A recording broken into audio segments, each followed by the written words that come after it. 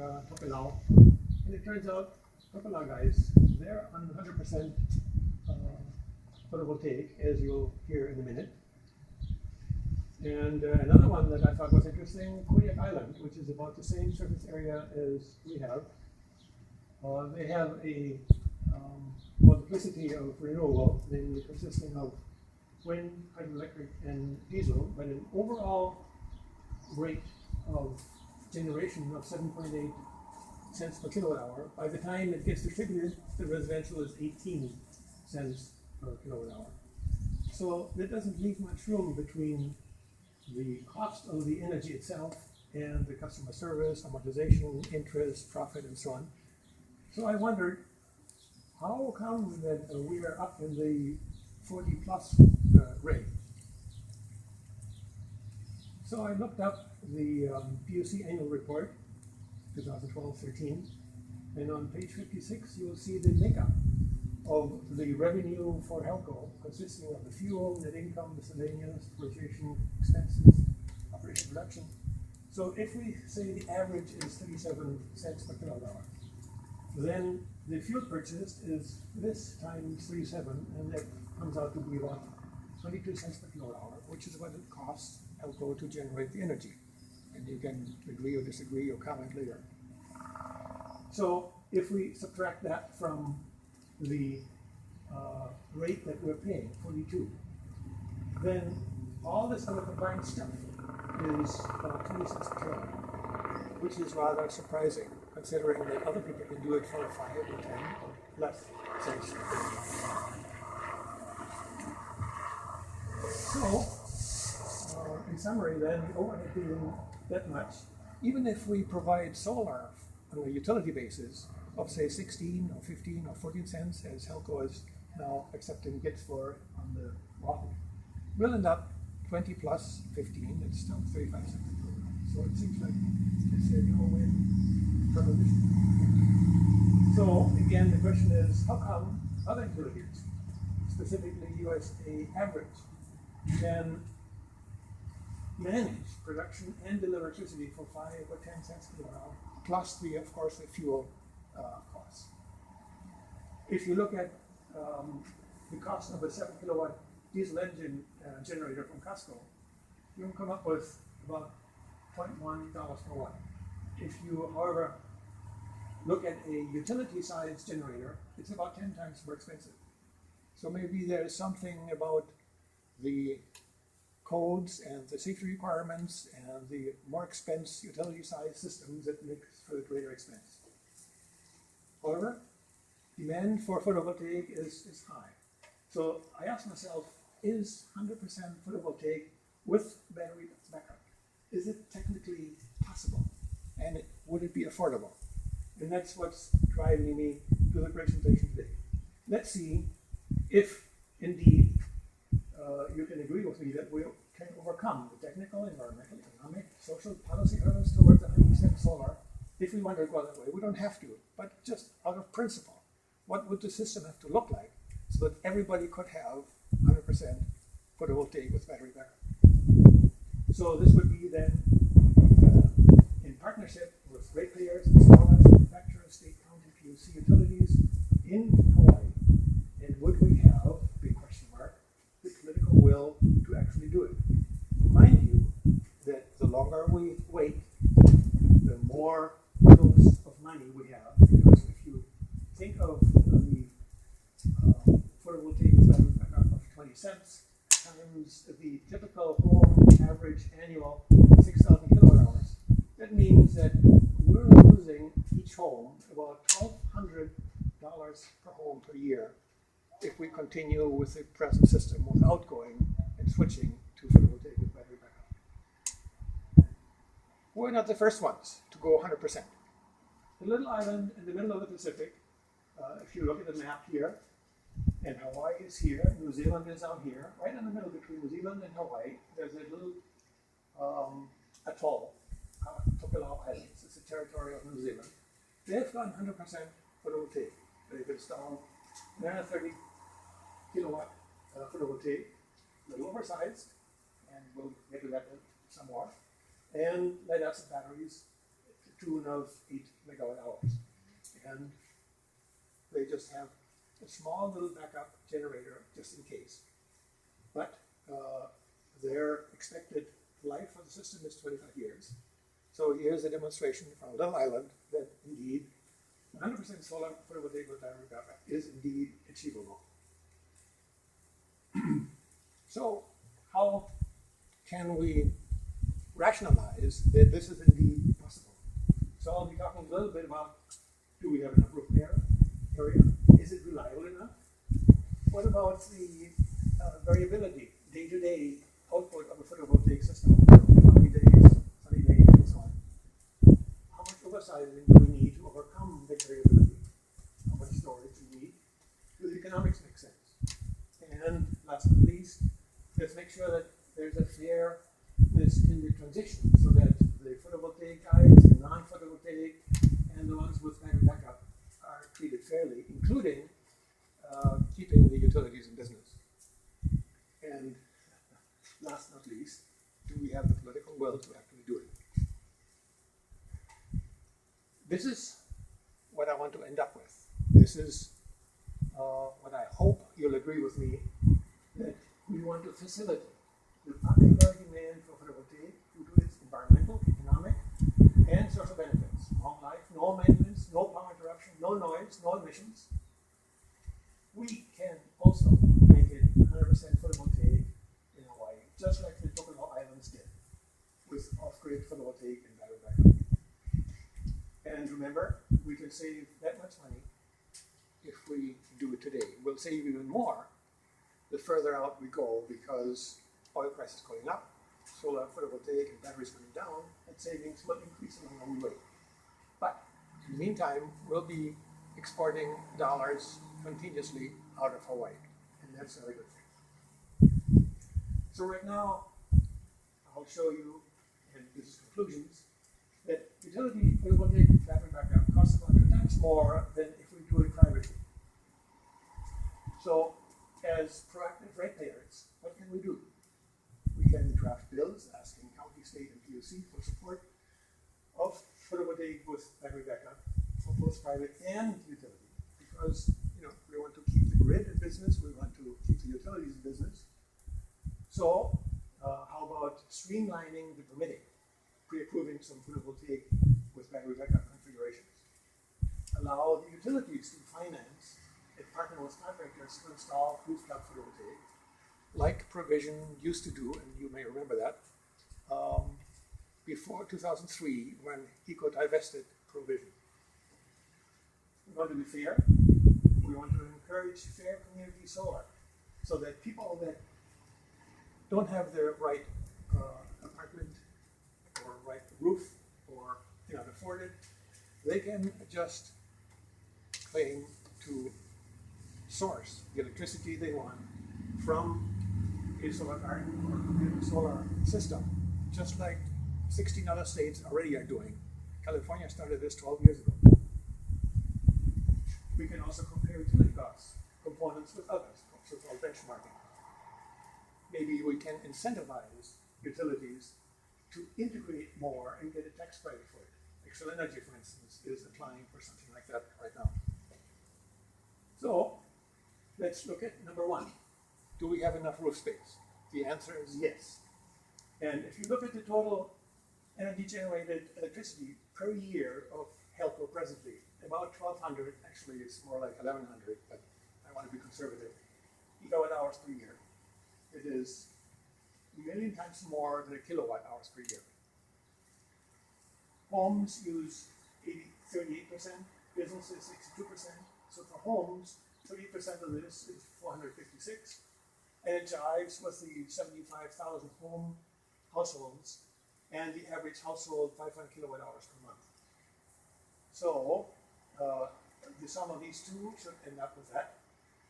I also thought it would be worthwhile checking whether we have enough roof to also power all the electric vehicles that we would have to power if those 100 million gallons per year we presently consume for road transport were converted to EV. And if you add those three things up and you look at the roof space for homes and businesses, it turns out that we have more than enough to not only power the homes, all EVs, and a 44% oversize, which we'll get in a minute, is needed so that when we have a cloudy day, we still can provide enough energy so everybody can do his or her thing. By the way, interrupt me anytime you want to. And businesses are doing okay too. Remember that presently we have about 30% renewables in this total system. So the 488 from the rooftop out of business plus those 360 gigawatt hours per year is more than enough than the 744 that the businesses need. So that roof thing we can answer with yes. If for some reason we needed more, like in Hawaii, they're presently in the process of getting 12 megawatts solar farm, depicted here kind of, I think, in a potential thing. What I don't know is whether they're smart enough to also include a significant amount of storage so that they don't preempt other people from going photovoltaic. Reliability. You can imagine that a complex grid system failure is quite a bit more probable than the probability for failure simultaneously for tens or hundreds of many small, simple, home photovoltaics as depicted here. So the reliability issue, I think, is mute if we go to many small systems that are tied by the grid. What are we really talking about when we convert to photovoltaic? This is the peak demand for Helco's territory back in December 19, 2005. There's a little afternoon peak. This is 7 o'clock. So the high demand period is from 5 to 9 kind of thing. And I integrated the area hour by hour under Helco's profile and devised a big enough photovoltaic that turned out to be an average peak of 525 megawatts, which is significantly higher than the total installed capacity of Helco, which is more in the neighborhood of 300, in order to have enough for the whole average day. So this area under this red curve is enough to not only provide the energy during the day, but also this yellow area would be stored in a battery so that we can energize the evening and the early morning hours. What happens if we have a cloudy day? When, as you see in a minute, the output is just 40% or so from the average. A sunny day would be that much. So this is the design 800 megawatts for this replacement for all of Helco's territory. We need to then oversize the system, and I'm suggesting about a 55% oversize so that we can raise this sufficiently so that together with statistical smoothing from many users on the same grid, plus some demand control, we can still have sufficient energy. Of course, we can oversize more, but I think a 55% oversize will do the trick. Will do the trick. There we go. Here's an example of one such system. That would be a typical average home in Hawaii with a 4 kilowatt photovoltaic system. I happen to like photovoltaic with microinverters because then I get low voltage AC coming down from the roof. A 8 to 10 kilowatt hour battery. And the disconnect that we want to exercise if ever the grid should have an outage, then this switch will open and our photovoltaic system and the battery with the battery inverter charger will still energize the critical circuits and maybe the diversion nodes as well. So oversize means by 50%. for instance, we will have 6 kilowatts of photovoltaic. And we then, because of the oversize, need to plan what to do with the diversion load, either water pumping, heating, or making water. As I think there's one example here with the dehumidifier. You can make maybe 50 liters per day with dehumidifiers and therefore not overload the grid.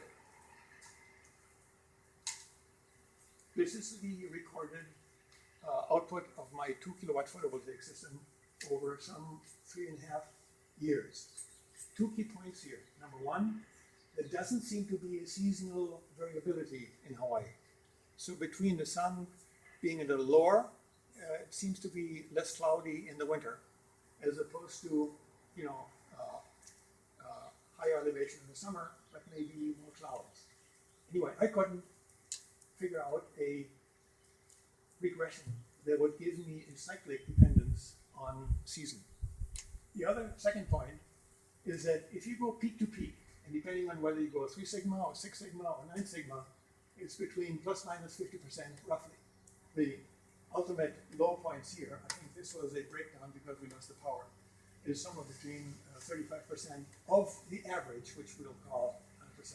This was 9 kilowatt hours daily for a 2 kilowatt hour system, which means a capacity factor of 18.8.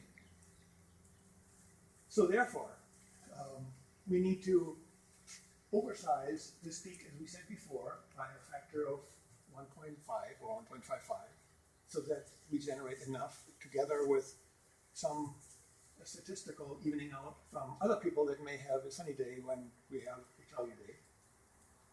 Battery-wise, there are a lot of companies offering utility-sized batteries. If indeed Elco Hiko decides to put some battery storage into the grid, as they should have done a long time ago, rather than run into the situation where the grid gets overloaded because there's not enough storage facilities. Battery prices are likely to come down as well. They have been decreasing at about 9% per year. And you have read probably Tesla's proposal to build a 35 gigawatt hour per year battery factory that would be enough to power 500,000 electric vehicles, or if we use that full capacity to power our average home, it would be 3.5 million homes per year. Taking now the trends in fuel costs, the plummeting cost of solar photovoltaic, as well as the decreasing, it is actually 18% per year, decreasing battery costs, we can now figure out what is the cost of oversizing the battery and what the trend might be. If we go simply with a current installation for residential here in Hawaii, about 5 cents, $5 a watt, or 5,000 a kilowatt, plus a budget for a battery, which in order to provide 50% of the total daily output of the photovoltaic, should be about 2 kilowatt hours per kilowatt of photovoltaic design. So if we assume this will have a service life of 30 years and a capacity factor of 17%, we end up with 18 cents per kilowatt hour. Plus there's a minimum monthly charge. And the cost for oversizing, if we take half of that again, which is about 6 cents per kilowatt hour, we end up with 23.5 cents per kilowatt hour, plus the 4 cents here. Another question is, okay, what does the cost of the battery itself add to the 18 cents? And it turned out to be about 6.7 cents per kilowatt hour. Transmission and distribution cost is supposedly 2.9% of Halco's revenue from the previous chart that I showed you. So that only amounts to 1.22 cents per kilowatt hour, or $6 a month. So it's a small portion of the $20 that we're presently paying for the minimum monthly charge. So if we now look at the trends of various configurations, both private, photovoltaic without battery, with battery, oops, that should be BB, battery backup, or off-grid, and compare that to the utility costs of photovoltaic with battery backup, geothermal, LNG, or oil electric, we'll see that while these photovoltaic-based are going down with time, this is a span of 10 years, from the 22 for photovoltaic with battery backup today versus 10 years from now. The oil prices, if they continue to rise at the 4.5% electricity that oil is based on today, that would be 65 cents per kilowatt hour in 2024.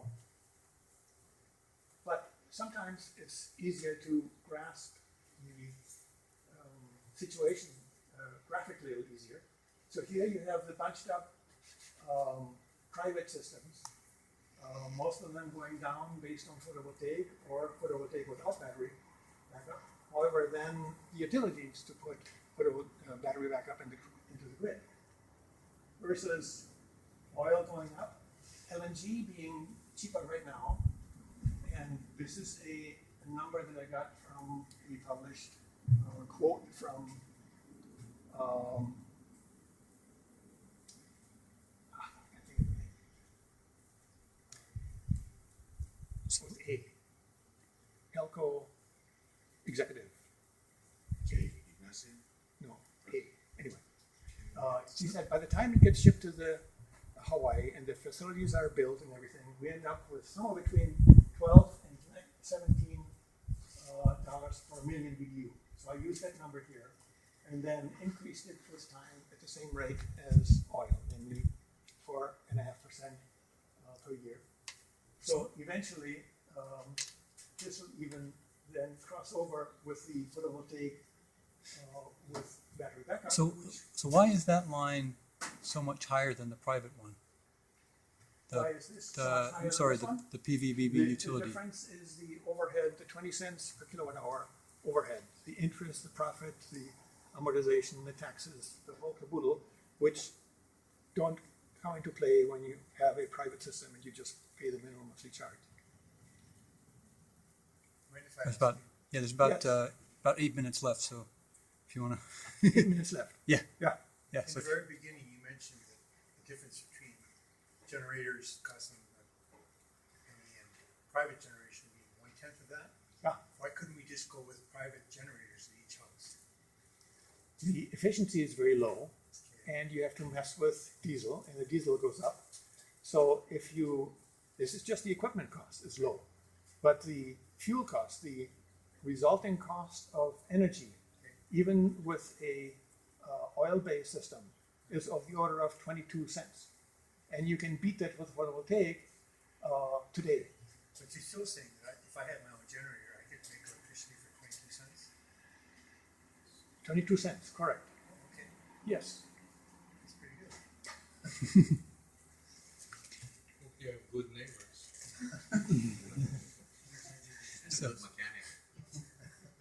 So from an economics point of view, the sooner we convert, and this is assuming we have the capital to do it very quickly this year, we will only export $3 billion if we convert the whole Helco territory. But if we wait until 2024, we'll be exporting $22 billion. So the take-home message is minimize exports by switching from oil to photovoltaic in the next 10 years or as soon as possible. And of course, by stretching it over 10 years, then the brunt of the upfront cost is going to be hopefully bearable. As far as fairness goes, there are several things on the way. Namely, we want to make sure that nobody's left behind lacking location because of lacking location as far as being in an apartment or a shady roof or affluence. Therefore, there's the Green Market Certification Program, for which the Hawaii state has allocated $100 million. It hasn't been turned on. It has been signed. It's a law. GEMS exists, but so far the first applicant hasn't been signed on. Community solar got all the way to the very end, but then didn't pass and died in committee April of 2014. Efficiency programs and subsidies, they do not penalize others because that was one criterion as far as fairness. Nobody is concerned that if you put a higher efficiency refrigerator, you're consuming less energy, therefore your neighbor is paying because you're putting a more efficient refrigerator in your house. Same is true with solar photovoltaic. It actually adds value to the community. It does not penalize non-PV users.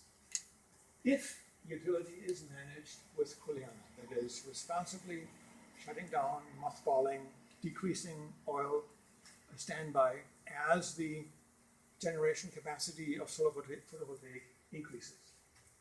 So good PV citizenship really requires some on-site storage, either on-site, which is more efficient rather than having the transmission losses back and forth from the PV farm. Utility scale PV farms without storage may be neither smart nor fair, because if those farms don't have storage, you're disallowing photovoltaic access to many citizens because of the grid overload. First question, number 4.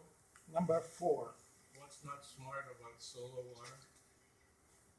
because when you have solar, thanks for the question, solar water, as was promoted heavily in the past. Nowadays, photovoltaic has come down so far that it's right now a toss-up. However, when you make electricity run hot water, electricity is a much more flexible form of energy. If you have this hot water thing on the roof and you go traveling, you're generating hot water in excess, so you need steam relief valves. If you, however, were making electricity, you can either do something with it or sell it back to, or give it back to Elco. So right now, my recommendation would be, if you want hot water, put an extra photovoltaic or 2 panels on the roof, rather than mess with the plumbing on the roof and leaks, and do resistance heating electricity-wise for hot water, as we did in the old days. One more question. Yes. If you have a solar system and you want to do that, add panels, do you have to go through the whole application again? Reapply for another, like a new system, instead of just adding on? If you have a NIM contract like I do, and I want to add 2 kilowatt power to my roof in order to charge my future EV, yes, you have to reapply a NIM application again, correct. Okay, this is just a list of those energy-related bills that were sent to Governor Abercrombie just a few weeks ago.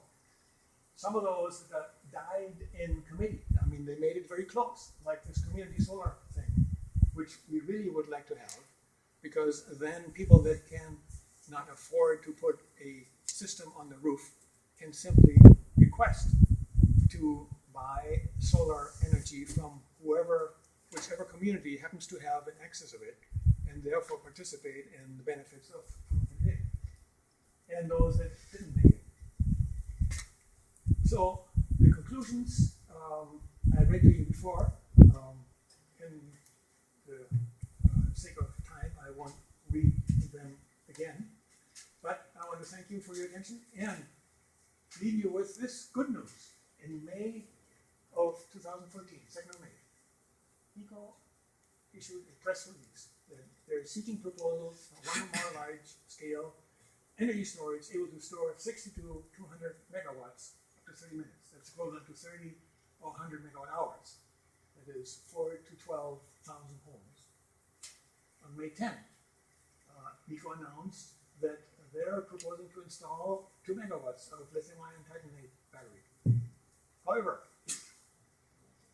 in 2002, the California PUC passed Assembly Bill 117 enabling community solar. That's 12 years ago. It's May 2014. Hawaiian legislators did not pass community solar on our island. Thank you. Any questions? What life did you assume for the PV, and what amortization period, and what cost of money? I purposely didn't include cost of money, which could be adding 30% or more, nor did I include any subsidy, federal or state, which goes the other way. That way we don't have to haggle whether, the state is kind of reducing it or the interest rates have changed. So by having them somewhat balance each other, I think it's still a fair assessment of the numbers I showed you without going into the nitty-gritty of one or the other. Yes. I only use about $130 a month for electricity. Yes. I think it's maybe 10 kilowatts a day or something like that. Okay. So is there, in this formula, is there a certain point at which, if you don't use much electricity, the investment in this stuff, by the time it wears out, you're better off just staying with electricity? You know what I'm talking about? Yeah, there is a smaller initial cost per watt. The dollars per watt are maybe 10% higher if you install only a 1 kilowatt or 2 kilowatts versus 3 or 4 or 5 kilowatts. You get a better deal from the installer because he's got to do the same amount of trips. So it pays for him to do a large installation rather than the manpower to do the same kind of small installation. So there's a benefit that way, but it's not huge. Okay. I guess what I'm thinking of is I don't feel like it's worth my while to do solar yet because I only pay $130 a month. But if I put the investment into solar, by the time the thing wears out, it would have cost me, I'm going to make up another $5,000. Right. And meanwhile, my electricity is only costing me whatever that is. 42 cents a kilowatt hour, yes. Okay. So that I come out better off staying on. You see what I'm saying? Yes. Do the numbers, sit down, sharpen your pencil. I haven't done that before. Okay. I'm sure you will be amazed about the. Now, you mentioned 9 kilowatt hours a day. That's the same size system that I have. Yeah, you're paying $120. I think it's Yeah. estimate on what he uses is off. Right. And that's okay. Yeah, sorry. I don't know what my actual use is. I just want had a dollar amount. one friend tell me that, I'm 75 years old. It doesn't pay for me to put it in because it'll survive me, and therefore, why invest something that I'm not going to reap the benefit? And I keep teasing him, well, do it for your children and grandchildren. Don't have any. Sorry. I got here late, but I put a 10 kilowatt panel, 10 kilowatt system on my roof, and I figure it saves me about $130 a month in electricity. That $130, I paid for it by taking money out of savings to purchase the system. Okay. That $130 is a lot more than I would get out of the money that was invested in a CD or something like that. And so if I look at it from that perspective, the $15,000 I spent and get $130 a month return, that's $15,000 a year. Your payback typically is 6 or 7 years. Yeah, but that's if you're amortizing the system. I'm looking at it as what I got in return for the money. And when I sell the house, Right. the value of that system is being returned to me. So if I look at it as an amortized purchase, I still come out way ahead just in the the $130 a month that I'm saving How long will that system? compared to what I would have gotten from that same $15,000 invested in a CD. Okay. When are you going to have to replace that? Do you know? How many? I've got a 10-year warranty on it, On which Yeah. one? The photovoltaic panels on the panels and the are 25 years nowadays. From the installer, it was a 10-year on everything, and 25 years on the panels themselves. And they say that the decline is something like 5% a year, or something like that. 0.5% a year. 85 years. Usually the guarantee is at 85% of the maybe that's what, yeah, Right.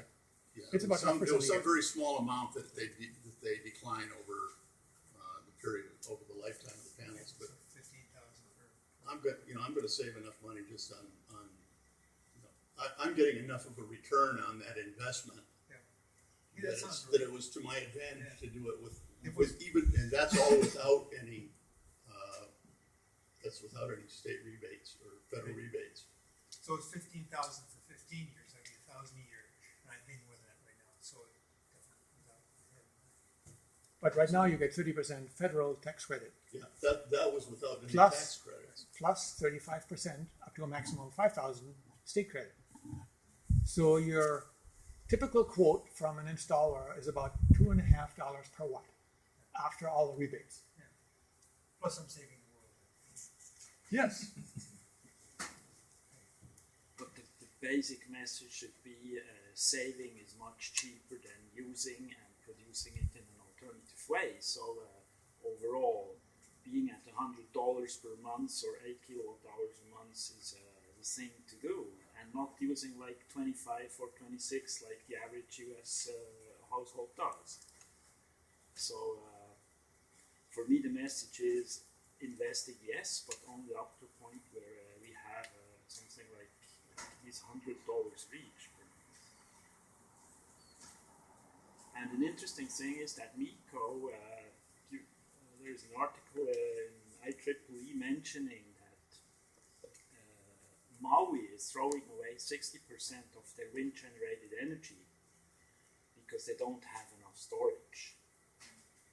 And they already have a 10 megawatt hour storage, and they're now increasing it by 2 megawatt hour, as you said, but this is still not covering for whatever they produce with wind.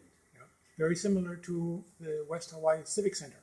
Yes. They have 250 kilowatts on the parking garage, on the parking places, and only 250 kilowatt hours of lithium battery storage. They should have twice as much in order to make up and store enough during the day so that they can supply the energy they need at night. Right now, they have to still buy electricity at night because the battery is not big enough. Any other questions? I do have a question. So if you had a private PV with battery backup system, your cost per kilowatt hour is roughly half that of the utility-based one. Correct. So we should all do that. Yes. But then you also said that you want to have the utility around Grid the connected. grid connected, right? Yes. Yes. So what pay if we all were to do that? Yeah. What would pay for the grid? Right now, I'm paying $20 a month, minimum monthly charge. I'm trying to find out what all is included in those $20. About $5 or $6 go for transmission and distribution, as I showed. Another $5 or $6 is customer service, the billing, the metering, the mailing, hand-holding, and so on. I don't know where the extra $10 go. If the utility had to put up the storage that I didn't put on my roof, but have the corresponding amount so that I didn't have to go into the grid in order to get it back later, store on the grid, that is also about 6 cents a kilowatt hour, as I showed. So the total contributions to the minimum monthly charge that a good citizen should be willing to pay is $16 per month for a average system. I'm paying 20, so I think I'm paying too much, but it's reasonable. And Yeah. on top of that, you could install a toll-based system. Say if you distribute electricity to your neighbors, then you pay a tiny amount for delivering it to your neighbor.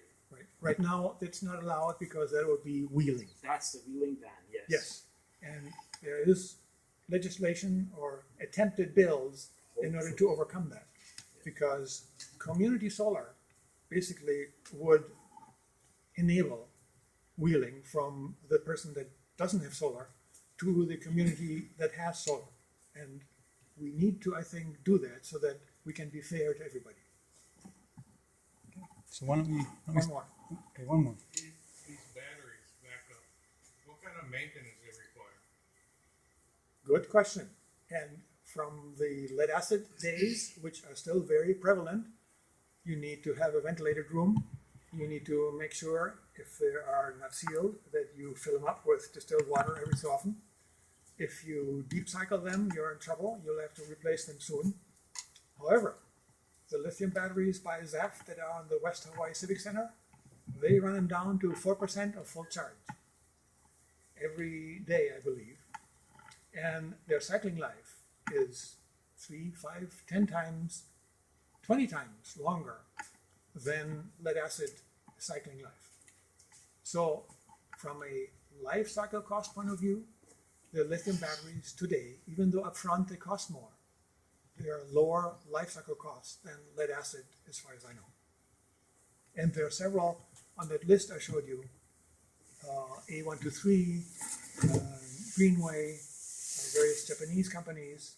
They all offer various chemistries of lithium batteries already now. The proposal request RFP from ECO also is calling for lithium battery. The Altair Nano that they're installing is lithium iron phosphate, which is a very good, the same battery chemistry that's in the Tesla. But don't go for lithium cobalt oxide. That's the one that catches fire. All right, great. Thanks, Ulrich.